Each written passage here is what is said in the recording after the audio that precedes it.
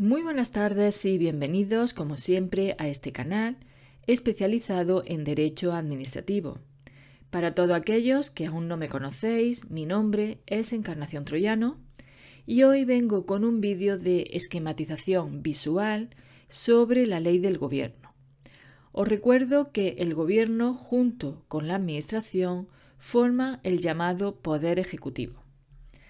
Se regula en la Constitución española en su título cuarto. También se regula en su propia Ley 50/1997 de 27 de noviembre, que es la ley que vamos a estudiar en este vídeo. Se regula en los reales decretos del presidente del Gobierno sobre la composición y la organización del mismo, así como de sus órganos de colaboración y apoyo. Y se regula también en las disposiciones organizativas internas de funcionamiento y actuación que emanan del presidente del Gobierno o del Consejo de Ministros. El Gobierno dirige la política interior y exterior, la administración civil y militar y la defensa del Estado, y ejerce la función ejecutiva y la potestad reglamentaria, que es la capacidad para dictar reglamento. Todo ello de acuerdo con la Constitución y con las leyes.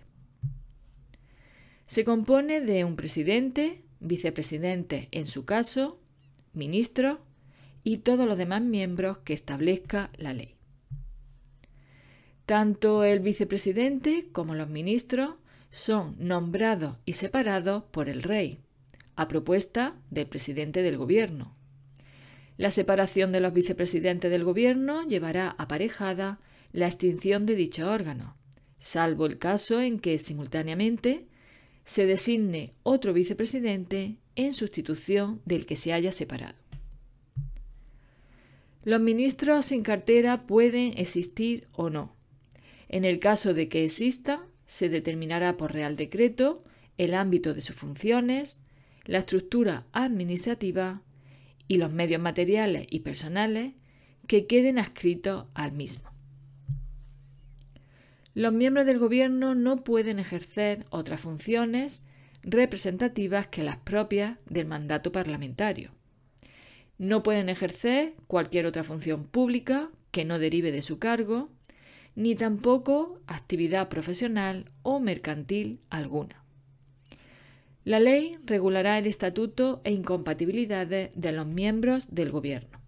El Gobierno en funciones, que es un gobierno provisional hasta que toma posesión el nuevo Gobierno, no podrá ejercer las siguientes facultades: aprobar el proyecto de ley de presupuestos generales del Estado y tampoco puede presentar proyectos de ley al Congreso de los Diputados o, en su caso, al Senado.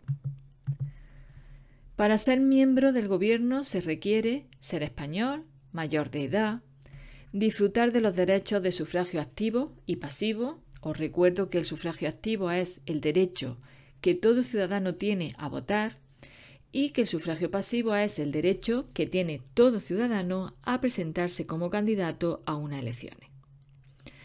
También se requiere no estar inhabilitado para ejercer empleo o cargo público por una sentencia judicial firme. Y se requiere reunir el resto de requisitos de idoneidad previstos en la ley que regule el ejercicio del alto cargo de la Administración General del Estado. El Gobierno cesa tras la celebración de elecciones generales, pérdida de la confianza parlamentaria previsto en la Constitución. Estamos hablando de la cuestión de confianza y de la moción de censura.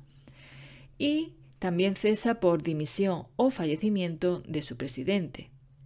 En este caso, el gobierno cesante continuará en funciones hasta la toma de posesión del nuevo gobierno. Las reuniones se realizan en Consejo de Ministros y en comisiones delegadas del gobierno. Vamos a ver el Consejo de Ministros, que es el órgano colegiado del gobierno. A las reuniones del Consejo de Ministros podrán asistir los secretarios de Estado. Excepcionalmente podrán asistir también otros altos cargos cuando sean convocados para ello. Las deliberaciones del Consejo de Ministros son secretas y de las sesiones del Consejo de Ministros se levantará un acta en la que debe figurar las circunstancias relativas al tiempo y lugar de su celebración, la relación de asistentes, los acuerdos adoptados y los informes que se hayan presentado. El Consejo de Ministros podrá abocar para sí el conocimiento de un asunto cuya decisión corresponda a las comisiones delegadas del Gobierno. Dicha abocación la propone el presidente del Gobierno, se realiza mediante un acuerdo motivado y contra ella no cabe recurso. Os recuerdo que aquí en este canal tenéis un vídeo en el que explico todo lo relativo a la abocación.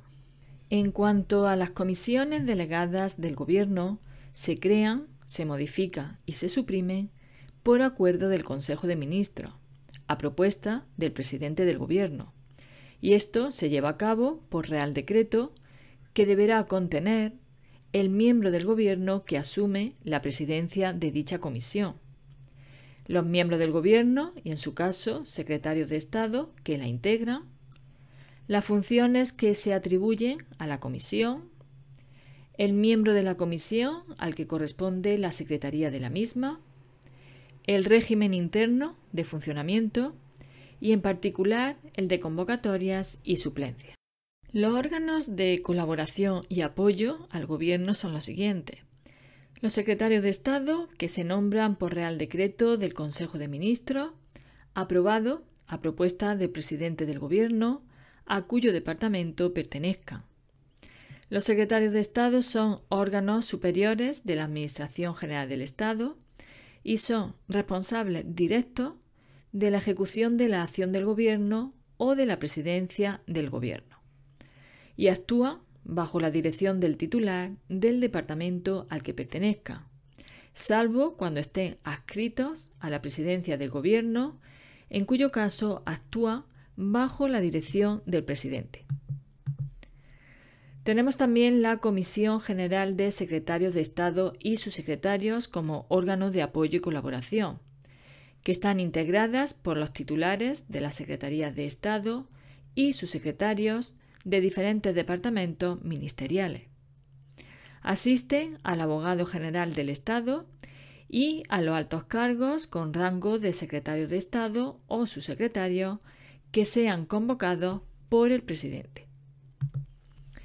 Estarán presididas por el vicepresidente del Gobierno, ministro de la Presidencia en el caso de que el vicepresidente no pueda hacerlo, y en caso de ausencia de ambos, por el ministro que corresponda según el orden de precedencia de los departamentos ministeriales. La secretaría la ocupará el subsecretario de la Presidencia y en caso de ausencia, vacante o enfermedad, se ocupará de ella el director del secretariado del Gobierno y las deliberaciones serán reservadas. Otro órgano es el Secretariado del Gobierno, que es un órgano de apoyo al Consejo de Ministros, a las comisiones delegadas del Gobierno y a la Comisión General de Secretarios de Estado y sus secretarios, y estará integrado en la estructura orgánica del Ministerio de la Presidencia. Por último, tenemos a los gabinetes, que son órganos de apoyo técnico del presidente del Gobierno, vicepresidente del Gobierno, ministro y secretario de Estado.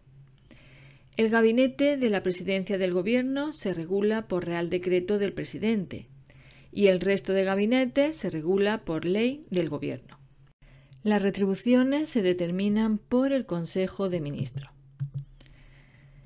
Los directores de los gabinetes del presidente, vicepresidente y ministro son nombrados y separados por Real Decreto aprobado en Consejo de Ministros, y los directores de los gabinetes de los secretarios de Estado son nombrados y separados por orden ministerial, previo conocimiento del Consejo de Ministros, y cesará automáticamente cuando cese el titular del cargo del que dependa.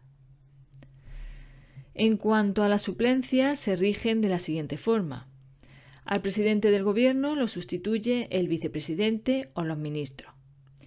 Y la suplencia de los ministros será determinada por Real Decreto del presidente del Gobierno, debiendo recaer, en todo caso, en otro miembro del Gobierno. Los secretarios de Estado serán sustituidos si son del mismo departamento. Se determinará dicha sustitución según el orden de precedencia, que se derive del Real Decreto de Estructura Orgánica del Ministerio. Y los secretarios de Estado que dependan directamente de la Presidencia del Gobierno serán suplidos por quien designe el presidente. En cuanto a la delegación de competencias, el presidente del Gobierno puede delegar sus competencias en los vicepresidentes y en los ministros. Los ministros pueden delegar sus competencias en los secretarios de Estado, en los subsecretarios que dependan de ellos y en los delegados del Gobierno en las comunidades autónomas y de los demás órganos directivos del Ministerio. El Consejo de Ministros, por su parte, puede delegar sus competencias en las comisiones delegadas del Gobierno. Hay que tener en cuenta que no son delegables las funciones atribuidas directamente por la Constitución.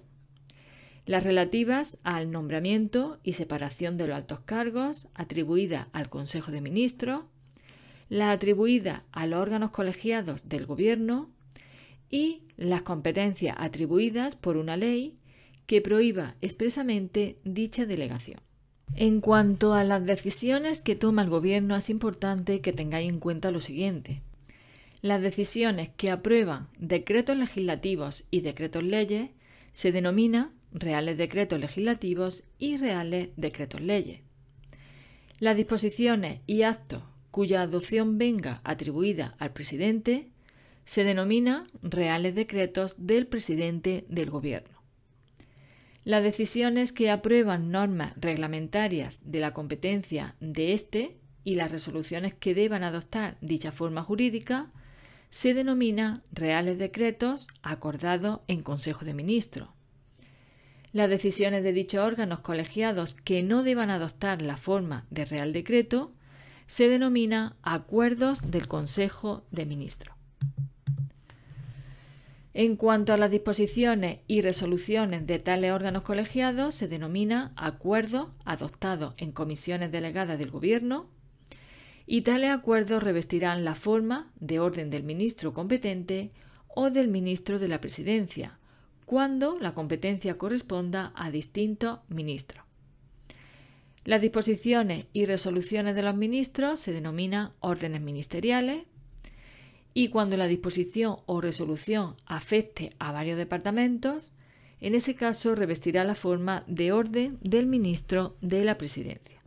En cuanto a la elaboración de normas con rango de ley y reglamentos, la Ley del Gobierno establece lo siguiente. La elaboración de anteproyectos de ley, proyectos de Real Decreto Legislativo y normas reglamentarias se ajustará al siguiente procedimiento que vamos a ver a continuación. Se abre una consulta pública antes de elaborar el texto, en la cual los ciudadanos afectados y las organizaciones representativas pueden opinar sobre la norma. Se puede prescindir de la consulta pública en la elaboración de normas presupuestarias u organizativas de la Administración General del Estado o de las organizaciones dependientes o vinculadas a esta, cuando concurran razones graves de interés público que lo justifique, cuando la propuesta normativa no tenga un impacto significativo en la actividad económica, cuando no imponga obligaciones relevantes a los destinatarios o regule aspectos parciales de una materia y en el caso de tramitación urgente de iniciativas normativas que vamos a ver a continuación. El plazo de consulta pública en ningún caso será inferior a 15 días naturales. El centro directivo competente elaborará con carácter preceptivo una memoria del análisis de impacto normativo que deberá contener los siguientes apartados: la oportunidad de la propuesta y alternativas de regulación estudiadas, el contenido y análisis jurídico, el análisis sobre la adecuación de la norma propuesta al orden de distribución de competencias, el impacto económico y presupuestario, Se identificarán las cargas administrativas que conlleva la propuesta, se cuantificará el coste de su cumplimiento para la Administración y para los obligados a soportarlas, con especial referencia al impacto sobre las pequeñas y medianas empresas. Impacto por razón de género, un resumen de las principales aportaciones recibidas en el trámite de consulta pública y un impacto por razón de cambio climático.